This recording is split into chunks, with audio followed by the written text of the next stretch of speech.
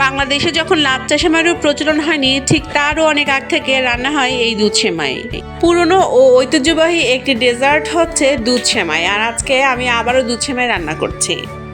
আসসালামু আলাইকুম বন্ধুরা, আমি সিয়াজুম মনিরা। বাংলাদেশের বা দেশের যে যেখান থেকে আমার এই ভিডিওটি দেখছেন সবাইকে জানাই আসসালামু আলাইকুম। যেহেতু দুধ সেমাইটা খুবই পুরনো একটি ডেজার্ট, তাই কম বেশি এই ডেজার্টটা সবাই রান্না করতে জানে। আমি আজকে প্রথমেই সেমাইগুলো ভেঙে আগে একটু ভেজে নিচ্ছি, তবে আপনারা চাইলে কিন্তু ঘি দিয়েও এটা ভেজে নিতে পারেন। কোনো রান্নায় যখন ঘি ব্যবহার করা হয় তখন সেই রান্নার স্বাদটা অনেক বেশি বেড়ে যায়।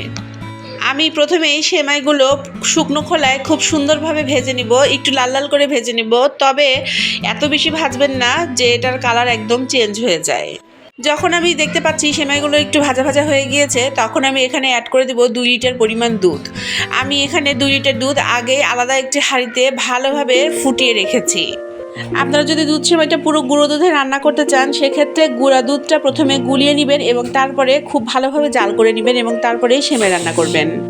আমি 2 লিটার দুধের জন্য পুরো একটা সেমাইয়ের প্যাকেট ব্যবহার করেছি। আর যখন সেমাইটা একটু সেদ্ধ হয়ে আসবে তখন আমি এখানে চিনি অ্যাড করে দিব। প্রায় 1 পোয়া পরিমাণ চিনি আমি এখানে অ্যাড করেছি এবং চিনি দেওয়ার পরেই খুব ভালোভাবে আবারও নেড়েচেড়ে রান্না করতে থাকবো। সেমাই যখন গলে যাবে তারপরেই চিনি অ্যাড করবেন, কখনোই চিনি আগে অ্যাড করবেন না। এখন অনেক রকমারি ডেজার্ট আমার বাসায় তৈরি হয়, কিন্তু তারপরেও দুধ সেমাইয়ের চাহিদা যেন আমার বাড়িতে সব সময় রয়েছে। আমার বাড়িতে সবাই দুধ সেমাই অনেক পছন্দ করে। যখনই আমি সেমাই রান্না করি তখন সবাই বাটি নিয়ে বসে থাকে সেমাই খাওয়ার জন্য। দুধ সেমাই সার্ভ করার সময় একটা জিনিস খুবই খেয়াল রাখবেন, সেটা হলো সেমাইটা একটু ঠান্ডা করে নিয়ে তারপরে সার্ভ করবেন। এখন আমি কিশমিশ অ্যাড করে দিচ্ছি, আপনার চাইলে এর সাথে বাদামও অ্যাড করতে পারেন। ড্রাই ফ্রুটস অ্যাড করার পরে এখন চুলাটা আমি বন্ধ করে দিব এবং এটা একটু ঠান্ডা করে তারপরে আমি সার্ভ করব। ঠান্ডা ঠান্ডা ডেজার্ট খেতেই সবচেয়ে বেশি ভালো।